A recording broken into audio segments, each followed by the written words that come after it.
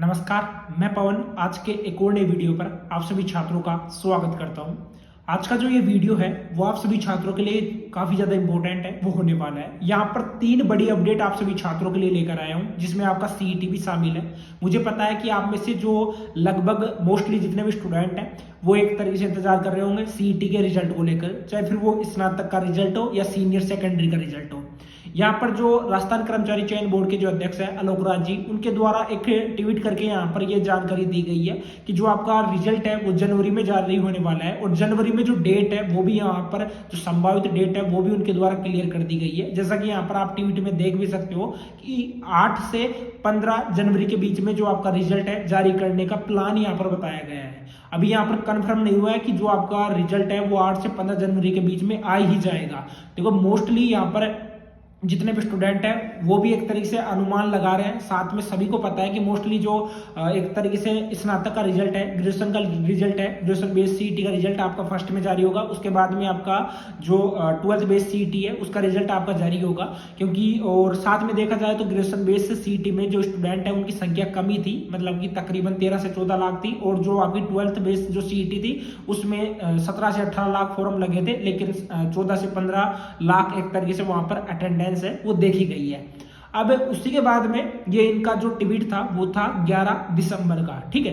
अब आपका जो रिजल्ट है वो कब आएगा वो तो आपको जनवरी में देखने को मिल जाएगा, तब तक थोड़ा पेशेंस रखें। अब यहाँ पर जो उपेंद्र यादव है, ठीक है, जो कि एक तरीके से बेरोजगार संघ के पूर्व अध्यक्ष थे, उनके द्वारा एक ट्वीट किया जाता है जो कि काफी ज्यादा इंपॉर्टेंट ट्वीट है। 5 घंटे पहले का ही ट्वीट है, जो कि यहाँ पर आप स्क्रीन पर देख सकते हो। सबसे पहले तो यहाँ पर जो भजनलाल सरकार है, यानी कि जो बीजेपी सरकार है, उनके द्वारा एक तरीके से छात्रों को सांत्वना दी गई है। सबसे पहले सीईटी में दी गई है, यानी कि सीईटी की जो वैधता है यानी कि जो वैलिडिटी है वो 1 साल से बढ़ाकर अब आपकी 3 साल तक कर दी गई है। यानी कि 3 साल, अभी जैसे 2024 चल रहा है, 2024 के बाद में 25 में अगर आपका रिजल्ट जारी होता है तो 25, 26, 27 तक इसकी वैलिडिटी है वो रहने वाली है। 27 के बाद में 28 में, 27 के एंड में इसके एग्जाम है वो दोबारा से करवाए जाएंगे।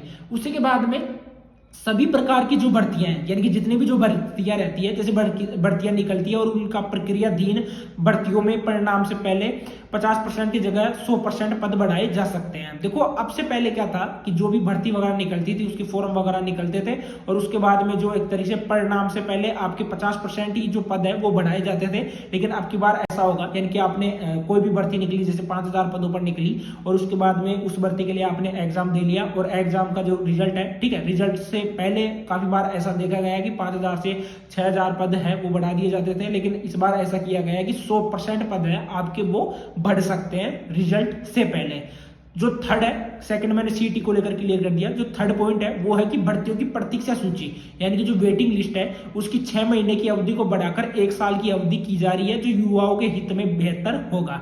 यानी कि अब से पहले जो आपका एग्जाम होता था, जैसे कि आपका लास्ट राजस्थान पुलिस का एग्जाम हुआ था, उसके बाद में उसके लगातार डिस्ट्रिक्ट वाइज आपको लिस्ट देखने को मिली है, और उस लिस्ट में एक तो जिसको फाइनल लिस्ट में नाम आ गया उसका तो सिलेक्शन हो गया, उसके बाद में वेटिंग लिस्ट निकाली जाती है, ठीक है। जो स्टूडेंट रह जाते हैं काफी बार, जैसे मैं हूं या आप एक तरीके से किसी कारणवश से आप उस सीट पर एक तरीके से मतलब कि आपको एलिजिबल माना जाता है और आपका फाइनल सिलेक्शन है हो भी जाता है, लेकिन किसी कारणवश से आप उस सीट पर एक तरीके से नहीं ले पाते हो, या एक तरीके से आप ज्वाइनिंग वगैरह नहीं कर पाते हो, तो वो सीट किसी अदर को दी जाती है। तो उस मतलब जो स्टूडेंट एक तरीके से वहां पर एलिजिबल रहते हैं उनको वेटिंग लिस्ट में रखा जाता है, और अगर कोई स्टूडेंट नहीं लेता है तो उनकी जगह उन्हीं स्टूडेंट्स को वहां पर पोस्टिंग है वो दी जाती है। तो इसकी जो अवधि थी वो पहले आपकी 6 मंथ रखी गई थी, अब इस 6 मंथ को बढ़ाकर अब आपकी 1 साल है वो कर दी गई है। नोट में यहाँ पर बोला जा रहा है कि तीनों मामलों में नियम संशोधन की कार्यवाही प्रक्रियाधीन है, ठीक है। अब यहाँ पर जो उपेंद्र यादव है उनके द्वारा ये ट्वीट है वो किया गया है। बाकी जैसे इसके ऊपर कुछ ना कुछ फैसला होगा तो आपको और भी बता दिया जाएगा। सीईटी का मैंने क्लियर कर दिया, जनवरी में इसका जो रिजल्ट है वो आपके सामने होगा। जल्दी आपको अपडेट है वो लगातार इस चैनल के माध्यम से देखने को मिलेगी। जो भी ऐसी अपडेट आपके लिए जारी होती है तो सबसे पहले वीडियो लेकर आप सभी छात्रों के साथ समक्ष उपस्थित हो जाता हूँ।